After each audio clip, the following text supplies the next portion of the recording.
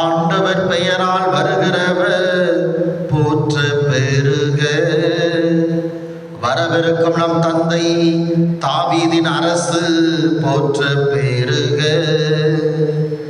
அல்லேலூயா அல்லேலூயா அல்லேலூயா அல்லேலூயா. ஆண்டவர் உங்களோடு இருப்பாராக.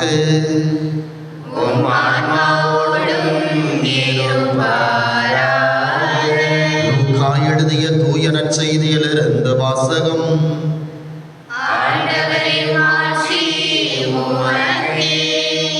லூக்கா நற்செய்தி அதிகாரம் 23 இறை வார்த்தைகள் 35 முதல் 43 முடிய. அக்காலத்தில் இயேசு சிலுவையில் தொங்கிக் கொண்டிருந்ததை மக்கள் பார்த்து கொண்டு நின்றார்கள். ஆட்சியாளர்கள் பிறரை விடுவித்தான், இவன் கடவுளின் மெசியாவும் தேர்ந்தெடுக்கப்பட்டவனுமானால் தன்னையே விடுவித்துக் கொள்ளட்டும் என்று கேலி செய்தார்கள்.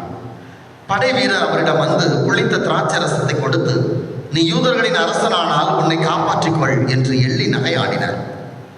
இவன் யூதரின் அரசன் என்று அவரது சிலுவையின் மேல் எழுதி வைக்கப்பட்டிருந்தது. சிலுவையில் தொங்கிக் கொண்டிருந்த குற்றவாளிகளில் ஒருவன், நீ மெசியாதானே, உன்னையும் எங்களையும் காப்பாற்று என்று அவரை பழித்துரைத்தான். ஆனால் மற்றவன் அவனை கடிந்து கொண்டு, கடவுளுக்கு நீ அஞ்சுவதில்லையா? நீயும் அதே தீர்ப்புக்குத்தானே உள்ளாகி இருக்கிறாய். நாம் தண்டிக்கப்படுவது முறையே, நாம் செயல்களுக்கு ஏற்ற தண்டனையை நாம் பெறுகிறோம். இவர் ஒரு குற்றமும் செய்யவில்லையே என்று பதிலுரைத்தான். பின்பு அவன், இயேசுவே, நீர் ஆட்சியுரிமை பெற்று வரும்போது என்னை நினைவில் கொள்ளும் என்றான். அதற்கு இயேசு அவனிடம், நீர் இன்று என்னோடு பேரின்ப வீட்டில் இருப்பீர் என உறுதியாக உமக்கு சொல்லுகிறேன் என்றார். ஆண்டவரின் அருள்வாக்கு.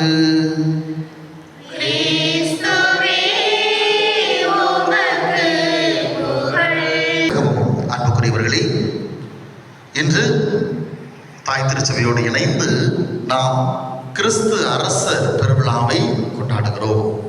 ஆண்டினுடைய கடைசி ஞாயிறு, வழிபாட்டு ஆண்டினுடைய கடைசி ஞாயிறு இன்று 34ஆம் ஞாயிறு. இன்றோடு திருவழிபாட்டு ஆண்டு நிறைவு பெறுகிறது.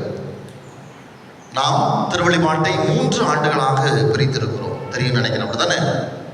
3 ஆண்டுகள். இப்போ எந்த ஆண்டு போய்கிட்டு இருக்குது? எந்த ஆண்டு போய்கிட்டு இருக்கு? சக்ரிஸ்டர் சொல்ல வேண்டாம், மற்றவங்க சொல்லிட்டு, ஏன்னா அவங்க எடுத்து வைக்கிறதுனால அவங்களுக்கு தெரியும். எந்த ஆண்டு போய்கிட்டு இருக்குது? 3ஆம் ஆண்டு. அடுத்து எந்த ஆண்டு வரும்? அடுத்த வாரத்தில் இருந்து எந்த ஆண்டு வரும்? 3ஆம் ஆண்டு முடிஞ்ச திரும்ப எந்த ஆண்டு வரணும்? 4ஆம் ஆண்டு கிடையாது, 1ஆம் ஆண்டு. சரியா?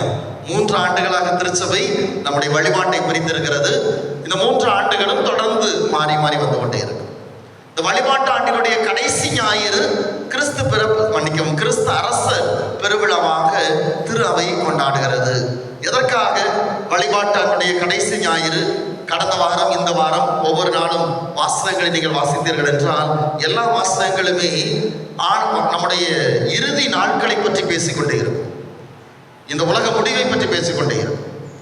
அப்போ இந்த இறுதி வாரங்களில், வழிபாட்டு ஆண்டினுடைய இறுதி வாரங்களில் நம்முடைய இறுதி நாட்களை நினைத்து பார்க்க, உலக முடிவு, நடுத்தீர்ப்பு, இவற்றையெல்லாம் நாம் நினைத்து பார்க்க திருச்சபை நம்மை அழைக்கிறது. எனவே இந்த உலக இறுதியிலே இயேசு மீண்டும் நடுத்தீர்க்க வருவார். ஒரு அரசராக அவர் வருவார். ஒரு அரசராக நம்மை நடுத்தீர்ப்பார் என்பதை நாம் மறந்துவிடக்கூடாது. அவர்தான் நம்முடைய அரசர் என்பதை நினைவில் வைத்திருக்க வேண்டும் என்பதற்காக கிறிஸ்து அரசர் பெருவிழாவை இன்றைக்கு நாம் கொண்டாடி கொண்டிருக்கிறோம். ஆக இந்த ஞாயிறு கிறிஸ்து அரசரை நாம் நினைவில் கொண்டு அதையொட்டி சிந்திக்க நமக்கு அழைப்பு விடுக்கப்படுகிறது. அன்புக்குரியவர்களே, இந்த கிறிஸ்து அரசர் பெருவிழா, இதனுடைய பின்னணி, எதற்காக இது கொண்டாடுகிறோம், இது அனைத்துமே இந்த நாளிலே நாம் கண்டிப்பாக அறிந்திருக்க வேண்டும். அதோடு இந்த கிறிஸ்து அரசர் பெருவிழா நமக்கு என்ன செய்தியை தருகிறது, ஒரு அரசராக இயேசு நமக்கு என்ன செய்தியை தருகிறார் என்பதும் இன்றைய நாளினுடைய மையமாக இருக்கிறது. இன்றைய நாளிலே இயேசுனுடைய பெயரை தாங்கியவர்கள், மேலும் இந்த ராஜா, இந்த மாதிரி பெயர் வைத்த எல்லாருக்குமே பெயர் கொண்ட திருவிழா. உங்கள் பங்கு தந்தைக்கும் இன்னைக்கு பெயர் கொண்ட திருவிழா, ஜேசுராஜ். அதனால அவர்களுக்காக சிறப்பாக நாம் வேண்டிக் கொள்வோம். அன்புக்குரியவர்களே, கிறிஸ்து அரசர் இது தொடங்குவது என்கிறால், இயேசு கடவுள் முதலாக தன்னுடைய இனமாக இஸ்ரேல் மக்களை தேர்ந்தெடுத்ததிலிருந்து இதனுடைய வரலாறு தொடங்குகிறது. தன்னுடைய மக்களாக யூதர்களை, இஸ்ரேல் மக்களை ஆண்டவர் தேர்ந்தெடுக்கிறார். அவர்களை அடிமைத்தனத்திலிருந்து மீட்டுக் கொண்டு வருகிறார். மீட்டுக் கொண்டு வந்து அவர்களை அவர் கானான் நாட்டிலே குடியேற்றுகிறார். அப்படி குடியேற்றி கடவுள் வழிநடத்துகிற போது அவர்கள் சுற்றி இருக்கிற மற்ற இனத்தாரை பார்க்கிறார்கள். மற்ற எல்லா இனத்திலுமே அவர்களுக்கென்று ஒரு அரசன் இருக்கிறான். ஆனால் இவர்களுக்கென்று இதுவரை எந்த அரசனும் கிடையாது. கடவுள் மட்டுமே இவர்களை வழிநடத்தி கொண்டிருக்கிறார். கடவுள் சார்பாக இறைவாக்கினர்கள், நீதி தலைவர்கள், மோசே தொடங்கி மோசே, ஆரோன், யோசுவா என்று தலைவர்கள் வழிநடத்தி கொண்டிருக்கிறார்கள். அடுத்ததாக நீதி தலைவர்களாக சாமுவேல் போன்றவர்கள் வழிநடத்துகிறார்கள். ஆனால் தங்களுக்கென்று அரசன் இல்லை. அப்ப என்ன செய்யறாங்க? சாமுவேலிடத்தில் சென்று முறையிடுகிறார்கள். எங்களுக்கு என்று ஒரு அரசன் வேண்டும், மற்ற இனத்தாருக்கு இருப்பது போல எங்களுக்கும் ஒரு அரசன் வேண்டும் அப்படின்னு கேட்கிறாங்க. அப்போ சாமுவேல் போய் கடவுள்கிட்ட சொல்றார், இந்த மாதிரி மக்கள் தங்களுக்கு என்று அரசனை கேட்கிறார்கள் அப்படிங்கிறார். அப்ப கடவுள் சொல்லுகிறார், நான் தான் அவர்களது அரசன்.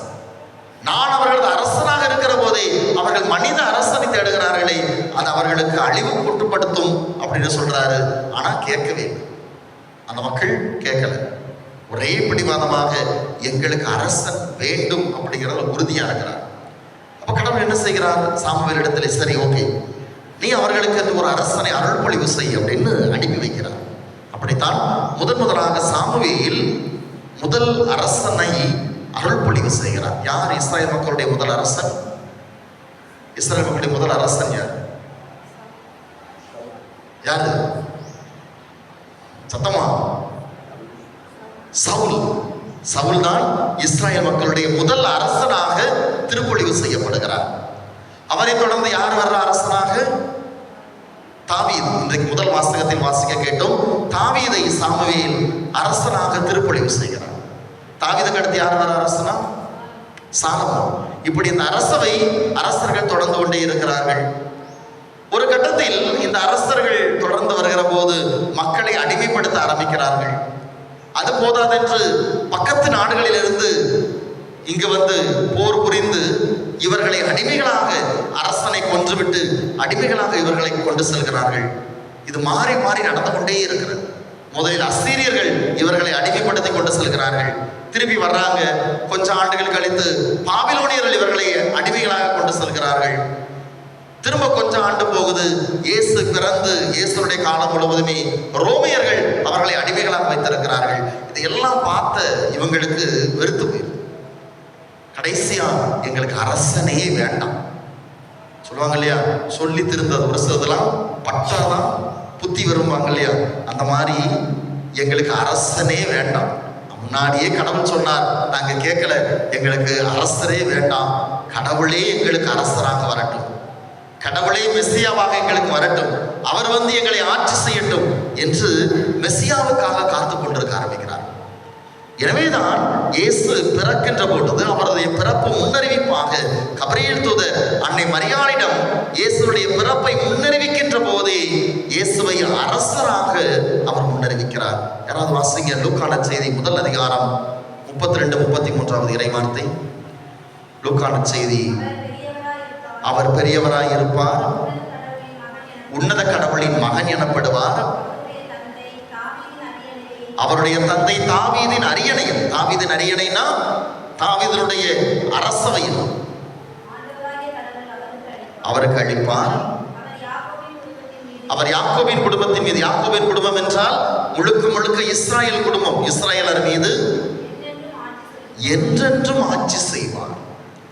கடவுளே கபிரியேல் தூதர் வழியாக அன்னை மரியாளுக்கு இயேசுடைய பிறப்பை முன்னறிவிக்கின்ற போதே சொல்லுகிறார், அவர் என்றென்றைக்கும் தாவீதின் அரியணையில் அமர்ந்து யாக்கோபின் குடும்பத்தின் மீது ஆட்சி செய்வார். அப்போ இஸ்ராயல் மக்கள் எதிர்பார்த்த மெசியா அரசராக தாவீதின் அரியணையில் அமர்ந்து இஸ்ராயல் மக்களை ஆட்சி செலுத்தக்கூடியவராகத்தான் பிறக்கின்றார். அப்போ அவர்கள் எதிர்பார்த்த அரசர் வருகிறார். ஆனால் அவர்கள் கடைசி வரை அவரை கண்டுகொள்ளவே இல்லை. அதுதான் ஒரு பெரிய பரிதாபம். இன்றைக்கு வரைக்கும் அவர்கள் கண்டுகொள்ளவில்லை. ஒரு பக்கம். இன்னொரு பக்கம் இயேசுவை அரசராக இன்றைக்கு திருச்சபை கொண்டாடுகிறது. ஆனால் எந்த வகையில் அவரை அரசராக நாம் பார்ப்பது? அவர் அரசராக ஆட்சி செஞ்சாரா? ஆட்சி செஞ்சாரா? அரண்மனையில் தங்கி இருந்தாரா? இல்லையா? ஆமாவா? முன்முடி நம்ம என்னது அரியணையில் உட்கார்ந்து முடி சூடி இருந்தாரா? இல்லை, எல்லாம் தலைகீழ முள்முடி சூடி இருந்தார். படுப்பதற்கு கூட இடமில்லாமல் நாடோடியாக தெரிந்தார். உண்பதற்கு கூட இது இல்லாம சுத்திக்கிட்டே இருந்த ஒருவர். ஆனா அவரை இன்றைக்கு அரசராக, கிறிஸ்து அரசராக இன்றைக்கு நாம் கொண்டாடுகிறோம்.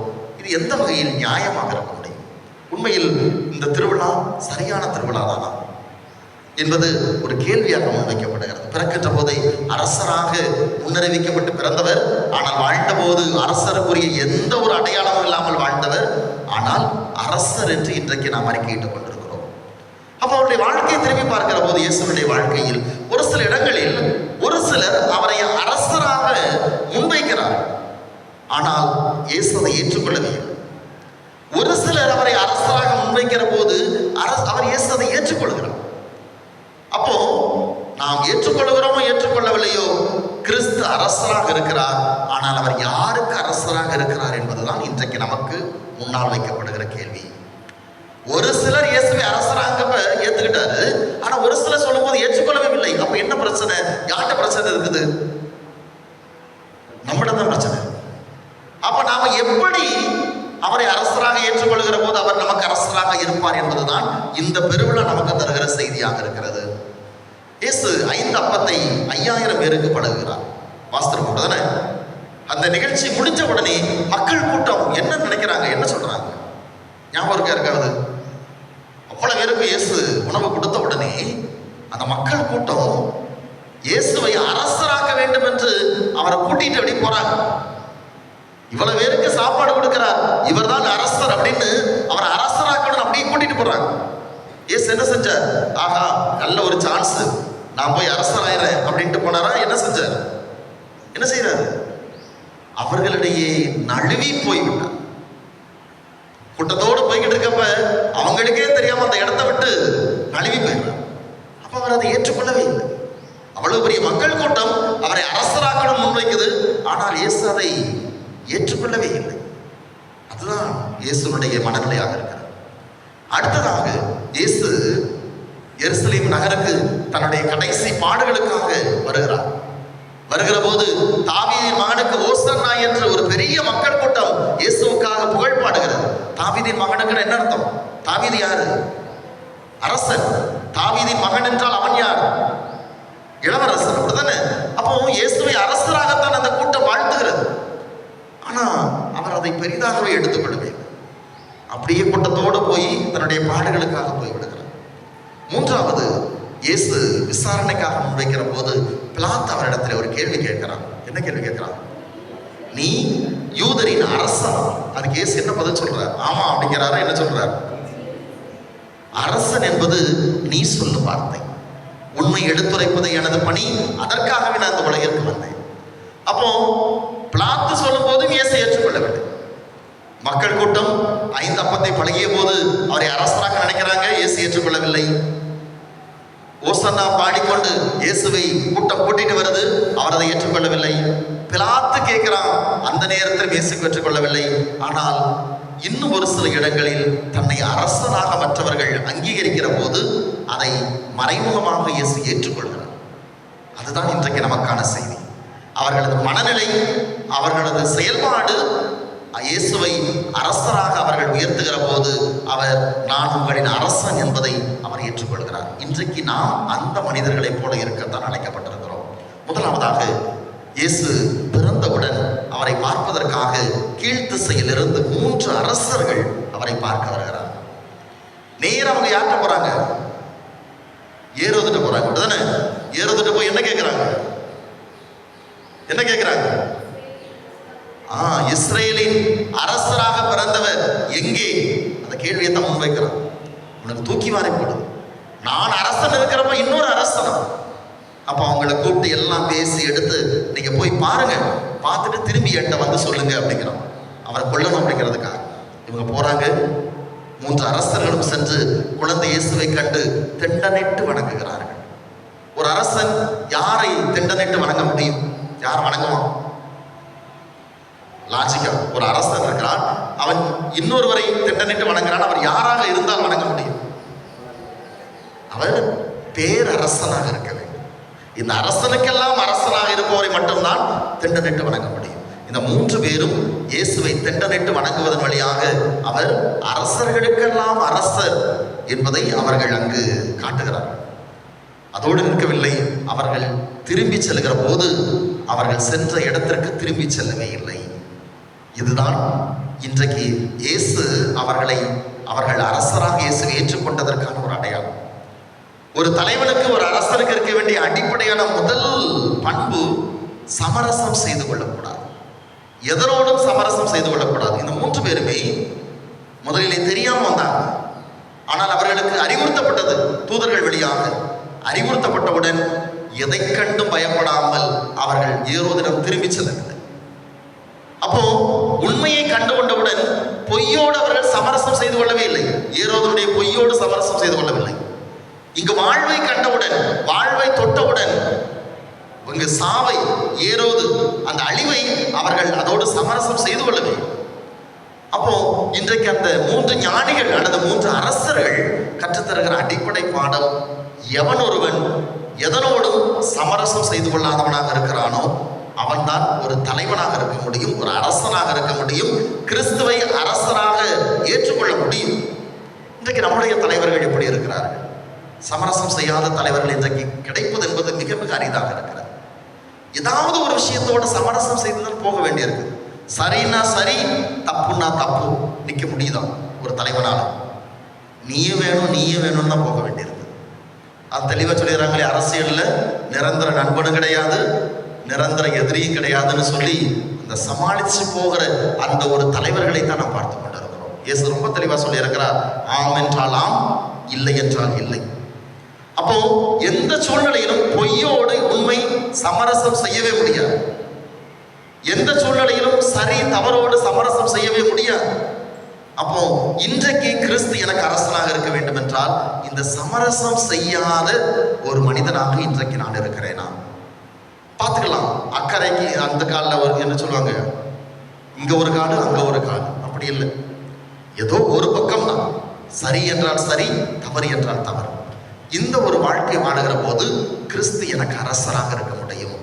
அந்த ஞானிகளுக்கு அரசராக இருந்தது போல எனக்கு அரசராக இருக்க முடியும். 2வது, ஒரு தலைவன் அவனுக்கான தகுதி அல்லது கிறிஸ்துவை அரசராக ஏற்றுக்கொள்வதற்கான தகுதி மற்றவர்களது எண்ணங்களால் ஆட்டுவிக்கப்படாதவர்களாக அவர்கள் இருக்க வேண்டும். அது எங்கு பார்க்கிறோம் என்றால், பரிசேயன் சீமோன் தன்னுடைய வீட்டுக்கு இயேசுவை விருந்து உண்ண அழைக்கிறான். இயேசு விருந்துண்ணுகிற போது அங்கு ஒரு பாவியான பெண் அங்கு வருகிறார். வந்து தான் கொண்டு வந்திருந்த படிகச்சிமிழை உடைத்து இயேசுடைய காலிலே அந்த படிகத்தை எல்லாம் ஊற்றி, அந்த வாசனை திரவியத்தை எல்லாம் ஊற்றி தன் கண்ணீரால் கழுவி தன் கூந்தலால் துடைக்கிறார். எல்லாம் சுத்தி பார்த்துக்கிட்டு இருக்கிறாங்க. இவர் ஒரு பாவி, இது கூட இயேசுவுக்கு தெரியாதா அப்படின்னு சுத்தி பார்த்துக்கிட்டு இருக்கிறான். அப்ப இயேசு சீமோனை கூப்பிடுறார், அந்த வீட்டு தலைவன். சீமோனை, நான் உன்னிடம் ஒன்று கேட்க வேண்டும் அப்படிங்கிறார். கேளுங்கள் போதகரே அப்படிங்கிறான். நான் வீட்டுக்கு வந்தபோது என் கால்களை கழுவ நீ தண்ணீர் தரவில்லை, என் தலைக்கு நீ எண்ணெய் வைக்கவில்லை. தலைக்கு எண்ணெய் வைப்பது என்பது அரசனுக்கு வைக்கக்கூடியது. தலையில் தான் எண்ணெய் ஊற்றி அபிஷேகம் செய்வார். அப்ப இங்க இயேசு தன்னை ஒரு அரசனாக யாருக்கு முன்னிறுத்துகிறார்? தன் கால்களை கழுவி கொண்டிருக்கிற அந்த பாவியான பெண்ணுக்கு தான் அரசன் என்பதை அங்கு உறுதிப்படுத்துகிறார். ஏன் உறுதிப்படுத்துகிறார்? அந்த பெண்ணுடைய மனநிலை, நான் பாவி, நான் தப்பு பண்ணிட்டேன்னு அவளுக்கு தெரியும். யாரை நினைச்சு பயப்படும், ஐயோ அவங்க என்ன சொல்லிடுவாங்களோ, அவங்க என்ன செஞ்சிருவாங்களோ, எதுவும் அவளுக்கு தேவையில்லை. அவ மனசாட்சி, நீ தப்பு பண்ணிட்ட, ஆண்டவன்கிட்ட போய் மன்னிப்பு கேளுன்னு சொல்லுது. எதை நினைச்சு யாரை நினைச்சு கவலைப்படாம போய் மன்னிப்பு கேட்கணும். எனவே தான் இயேசு தன்னை அவளுக்கு அரசனாக முன்னிறுத்துகிறார். இன்றைக்கு நம்முடைய தலைவர்கள் எப்படிப்பட்டவர்களாக இருக்கிறார்? நம்மை ஆளுகிற அரசர்கள், இன்றைக்கு அரசர்களிடத்தில் தலைவர்கள் இருக்கிறார்கள்.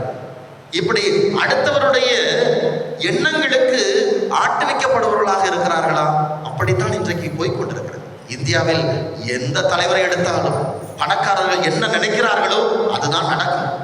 அம்பானி என்ன நினைக்கிறாரோ அதுதான் நடக்கும். இந்தியாவில் அதானி என்ன நினைக்கிறாரோ அதுதான் நடக்கும்.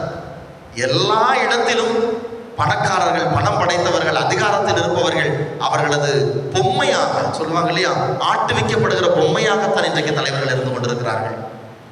இன்றைக்கு நாம் எப்படி இருக்கிறோம்? இயேசுவை அரசராக ஏற்றுக்கொள்கிறோம் என்றால் இன்றைக்கு மற்றவர்களது எண்ணங்களால் நாம் ஆட்டு வைக்கப்படுகிறோமா? ஆட்டு வைக்கப்படுகிறோமா இல்லையா? இன்னைக்கு முழுக்க முழுக்க நம்ம அப்படித்தானே வாழ்ந்துகிட்டு இருக்கோம். நமக்காக வாழ்றதை விட அடுத்தவங்களுக்காக தானே வாழ்ந்துகிட்டு இருக்கோம். ஐயோ, அவன் என்ன நினைச்சிருவாளோ, அவன் என்னை பத்தி என்ன பேசிடுவாளோ. நம்ம போடுற ட்ரெஸ்ஸுல இருந்து, நமக்காக கூட ட்ரெஸ் போடுறது கிடையாது. ஒரு சேலை எடுக்கிறோம், ஒரு சட்டை எடுக்கிறோம்னா 4 பேர் பார்த்தா நம்மளை பத்தி என்ன சொல்லுவாங்க, அதுதான் நமக்கு முதன்மையா. எந்த ஒரு செயலை எடுத்தாலும் சரி, அடுத்தவங்க என்ன நினைப்பாங்களோ. கோயில் காரியமா இருக்கும், கோயிலுக்கு ஒரு விஷயத்தை செய்யறதா இருக்கும், ஐயோ 4 பேர் என்ன சொல்லிடுவாங்க. இந்த எண்ணத்தால் ஆட்டு வைக்கப்படுபவர்கள் கடைசி வரை மகிழ்ச்சியோடு வாழவே முடியாது. ஒரு தலைவன் என்பவன் எது சரியோ, தன் மனசாட்சி எது சரி என்று படுகிறதோ, யாரை நினைத்தும் கவலைப்படாமல் அதனை செய்து கொண்டே போக வேண்டும். அதுதான் ஒரு தலைவனுக்கான பண்பு. ஐயோ, நான் இப்படி செய்யறேன், இது இவங்க கஷ்டப்படுத்திடுமோ, இவங்களுக்கு இதாயிருமோ, அந்த இதுவே இருக்கக்கூடாது. எது சரியோ, சரி என்றால் அது சரியானவர்களுக்கு நல்லதாக இருக்கும், தவறாக இருப்பவர்களுக்கு எதிராகத்தான் இருக்கும். ஐயோ, அவங்க கஷ்டப்படுறாங்களே, அந்த பேச்சுக்கே இடம் கிடையாது. அதுதான் எல்லா மனிதர்களும். இன்றைக்கு நான் என் பிள்ளைகளுக்கு, எனக்கு ஒரு விஷயம் எது சரியோ, அடுத்தவனை பற்றி கவலைப்படாம அவன் என்னமோ பேசிட்டு போறான், இதுதான் சரி என்றால் அதை செய்யக்கூடிய மனநிலை இன்றைக்கு நாம் இருக்கிறோமா? அதுதான் இன்றைக்கு நான் கிறிஸ்துவை அரசராக ஏற்றுக்கொள்வதை உறுதிப்படுத்துகிறது. 3வது மிக முக்கியமாக இன்றைய நற்செய்தி வாசகம் இயேசுவை அரசராக முன்வைக்கிறது. சிலுவையில் அறையப்பட்டிருக்கிறார். அங்க இருக்கிற எல்லாருமே இயேசுவை அரசராக சொல்லுகிறார். யூதரின் அரசன் என்று எழுதிப்பட்டிருக்கிறது சிலுவைக்கு மேல. அங்க இருக்கிற மக்கள் என்ன சொல்றாங்க? என்ன சொல்றாங்க? வாசிங்க. சிலுவையில் இயேசு தொங்குறத பார்த்து அங்க இருக்கிற மக்கள் என்ன சொல்றாங்க?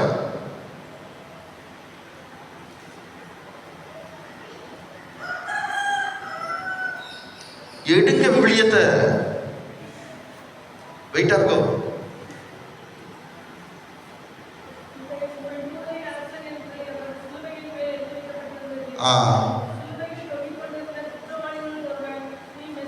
இல்ல, அதுக்கு முன்னாடி தொடக்கத்துல, அதுக்கு முன்னாடி, நீ யூதரின் அரசனானால் சிலுவையிலிருந்து இறங்கி வா. அங்க இருக்கிற அத்தனை பேர் சொல்றாங்க. இயேசு வரைஞ்சு கட்டிட்டு இறங்கி வந்தாரா?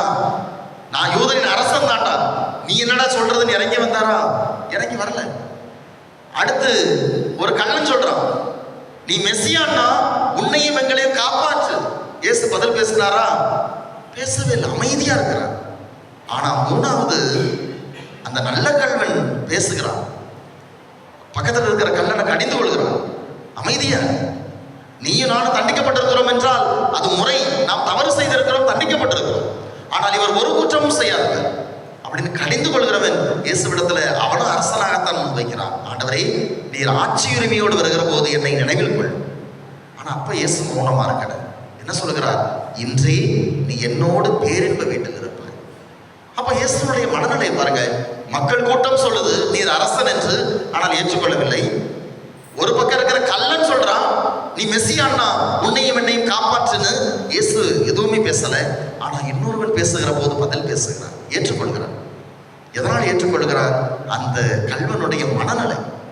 அங்க ஒரு அநீதி நடக்கிறது. குற்றமற்றவர் சிலுவையில் அறையப்பட்டிருக்கிறார், அது தவறு. அந்த தவறு நடக்கிறது, அதை அவன் ஏற்றுக்கொள்ளவில்லை. தவறாக பேசுகிற தன்னுடைய நண்பன், 2 பேரும் சேர்ந்துதான் காலம் முழுக்க களவாண்டிருக்காங்க. பல ஆண்டுகளாக ஒன்றாக இருந்தவர்கள் நண்பர்கள். ஆனால் அவன் நண்பனாக இருந்தால் கூட அநீதியை அவன் பேசுகிற போது அவனை கண்டிக்கிறான். நீ பேசுற தப்பு, நாம தப்பு பண்ணியிருக்கோம், தண்டிக்கப்படும். ஆனா இவர் தண்டிக்கப்படக்கூடாது, இவர் தப்பு செய்யணும். அப்போ எங்கு யார் அநீதிக்கு எதிராக குரல் கொடுக்கிறார்களோ, நீதிக்காக குரல் கொடுக்கிறார்களோ, அவர்களுக்கு இயேசு எப்போதும் தலைவராக, அரசராக இருக்கிறார்.